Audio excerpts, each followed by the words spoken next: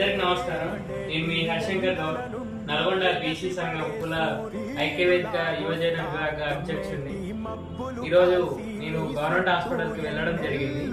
హాస్పిటల్లో ఒక చాలా ఎంత దారుణంగా జరుగుతుందంటే, ఒక సామాన్యుడు వెళ్తే హాస్పిటల్లో సరిగ్గా చూడకపోవడం, వారిని పక్కకి వెళ్ళు, పక్కన కూర్చో, నువ్వు తర్వాతకి రావడం జరుగుతుంది.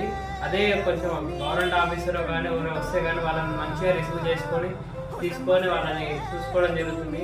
మరి సామాన్యులకు ఎందుకు ఇలా జరుగుతుంది? ప్రతి ఒక్కరు గవర్నమెంట్ ట్యాక్స్ పే చేస్తేనే గవర్నమెంట్ నడుస్తుంది కాబట్టి మరి ఎందుకు వీళ్ళని ఇలా చూస్తున్నారు?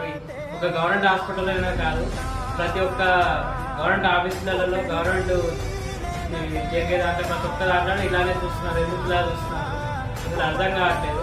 ప్రతి ఒక్కరిని సమానంగా చూడాలని మా యొక్క విజ్ఞప్తి.